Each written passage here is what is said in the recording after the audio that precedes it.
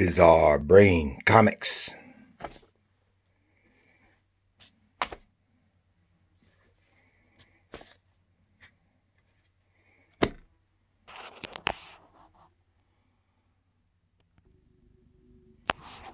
Hey, Gary here for Bizarre Brain Comics.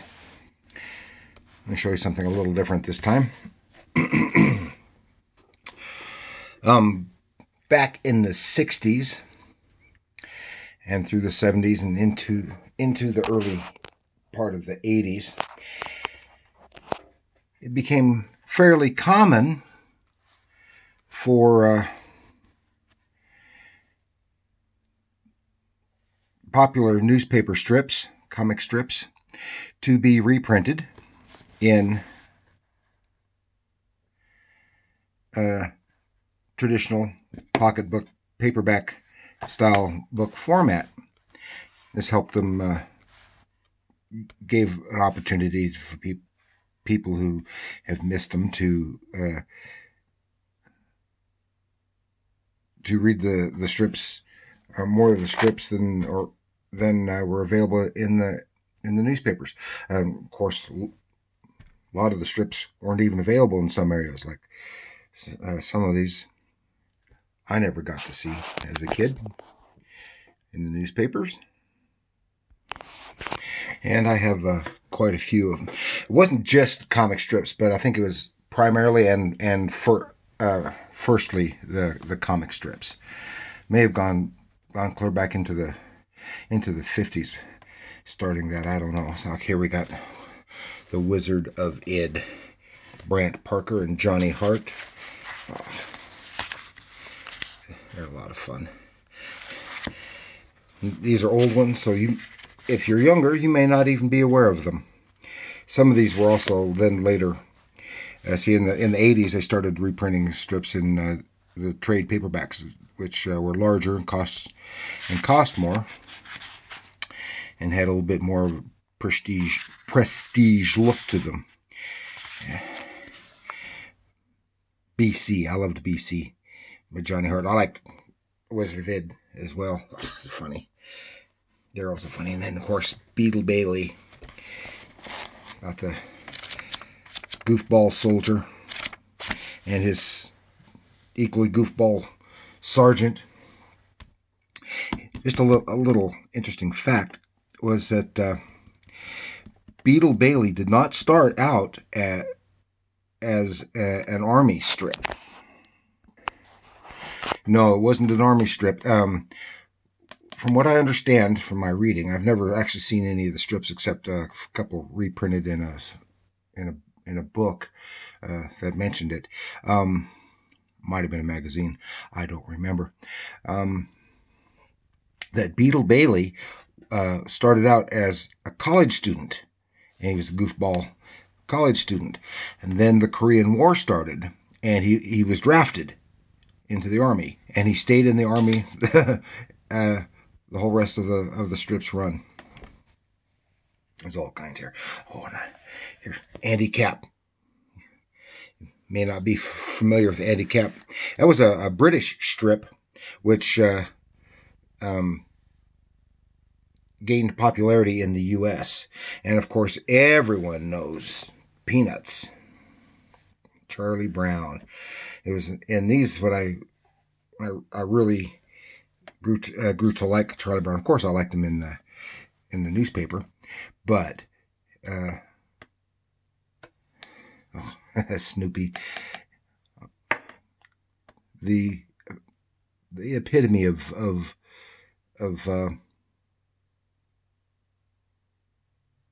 Charles Schultz's Peanuts strip. He's the symbol. Of course, everybody loves good old Charlie Brown. And then even years later, then they even did some of the adventure strips like this. There's Dick Tracy. I've got one or two others somewhere, but I don't know where they are at the moment. I just didn't want to go digging around to find them. And of course, I had a bunch, as I mentioned when I did the Flash Gordon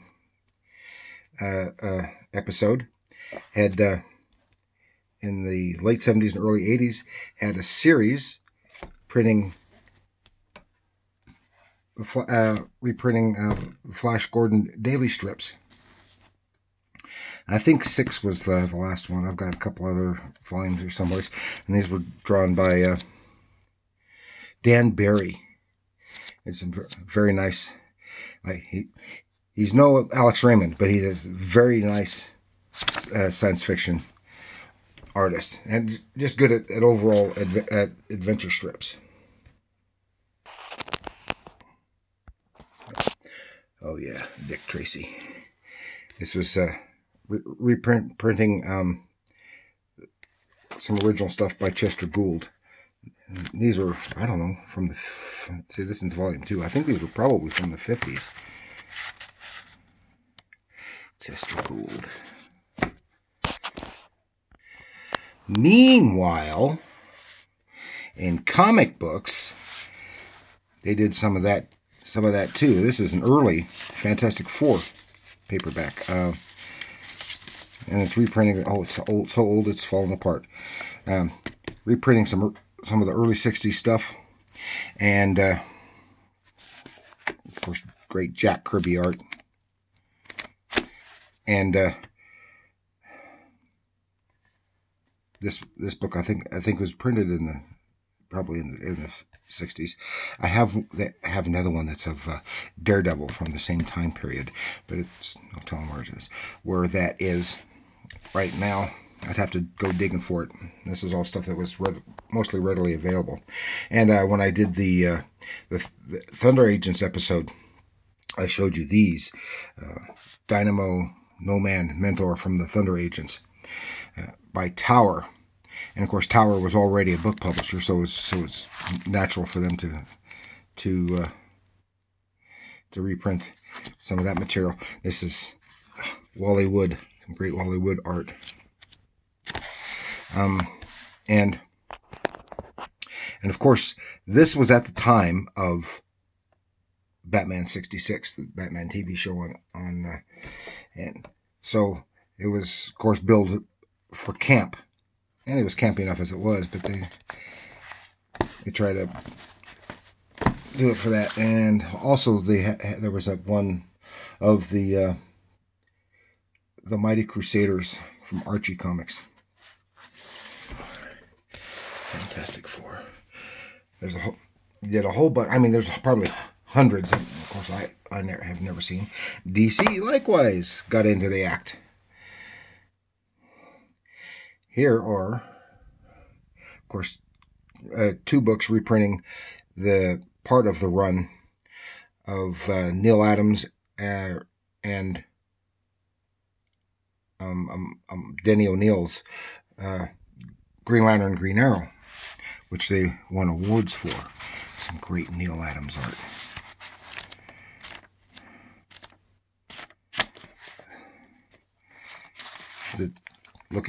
Try to be socially relevant. Of course, to make these, you have to break up the art and the page, so you lose the flow of the comic book page.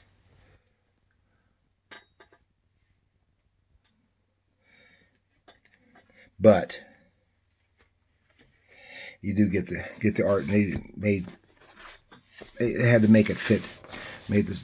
Make some changes and stuff to make it fit, and this is probably what started that all, because this was, of course, even here, this Batman, and it's, see if you can see that there, America's #1 TV hero.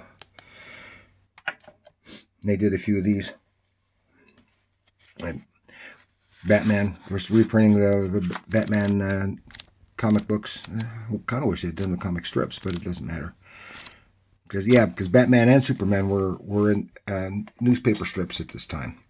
They even took this great Carmen Infantino art here and altered it, because originally his right leg was forward and covered up part of Robin's hand, and they altered it. This is so that adults who liked the TV show could indulge in reading the stuff, but it wouldn't look like actually reading a comic book. Same thing goes for Superman. This is a copy of our imitation of Wayne Boring, but I don't know who actually drew it. I don't think it was, because this is all Wayne Boring art in here. And I was never really thrilled with Wayne Boring's art, or at least his figures, until I started reading some of his stuff in black and white, and I really got an appreciation for his draftsmanship and detail when you actually see it in black and white without the color. Of course, these are all usually done in black and white. And there were other things that were popular. Yeah. In the 70s. Well, actually, starting in the 60s, Robert E. Howard's Conan the Barbarian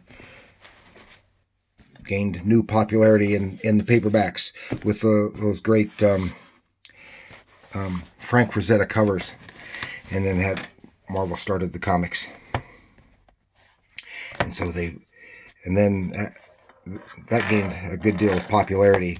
And so here they published 6 volumes of paperbacks, reprinting that early Barry Smith. Now he's known Barry Windsor Smith, but I still just call him Barry Smith. Barry Smith artwork, starting at the very beginning, is the very first story of Conan the Barbarian. Some great stuff. And of course, real early on, Barry Smith has largely influenced, and might have been intended to have a strong Jack Kirby like look to it, just kind of like Steranko did too. But his style evolved over the years and became much more. I was extremely dynamic, great anatomy, and his backgrounds, but his backgrounds became more lush, and some had beautiful inking on his stuff later on, as you can really see later on here, even here. But then after he left the title, by the time he left the title, his more mature style was really forming, and he's got some really, really beautiful work. Of course, there's a whole host of others. I'll keep that one out right now. Fantastic Four again. Doctor Strange. X-Men. Enter the Phoenix. Here we have, I think it's, Marvel. Who did this? Find the credits. Dave Cockrum. Yeah, that's what it was. And Dave Cockrum is doing the X-Men. Of course, the splash page, they just reduced it small, the whole page.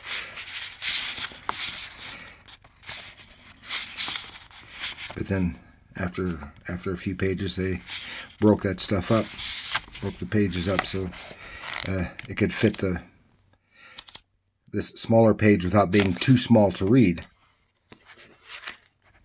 Now this was a little different. Great Steve Ditko stuff on for Doctor Strange, but it's in color. That's unusual.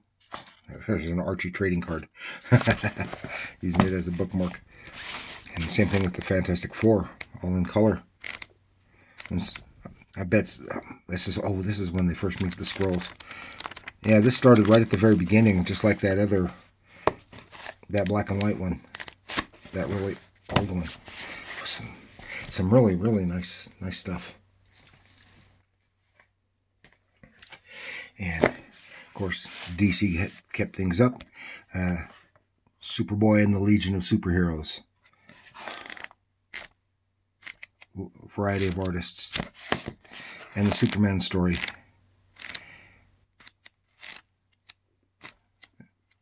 This involves a retelling of his origin as part of a larger story. I also have one, but I don't know where it is. I don't think I've seen it in years. I might not even have it anymore. One that was based on the comic strip, The World's Greatest Superheroes, which was just basically a comic strip of the Justice League of America.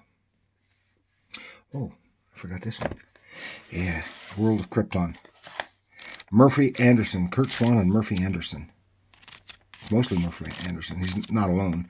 Not the only one in the others, but it's Murphy Anderson. Some great stuff. And Ross Andrew and Dick Giordano did that cover.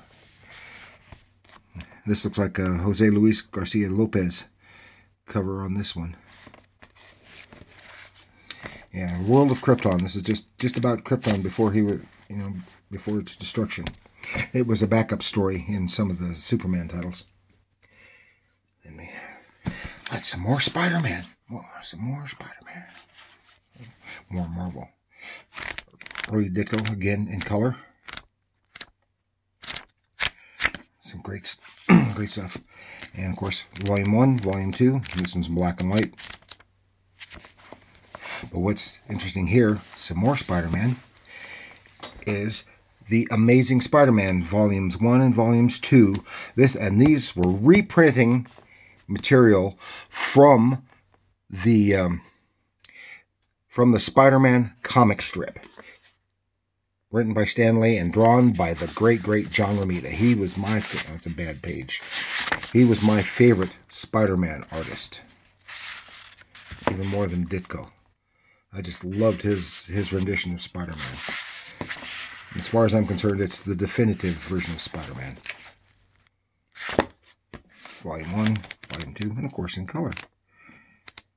And then they had a trade paperback later reprinting some other adventures from the comic strip. And if they've done any more, I've never seen them. I wish they had.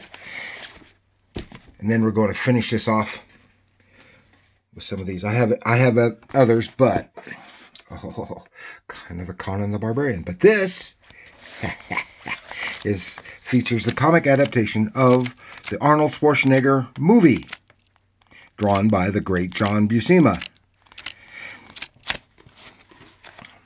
It was published in standard comic book form and then reprinted in paperback, because of course you expect that in paperback. This is a lovely Norm cover painting. And here, what's it? Willow. Yes, Willow.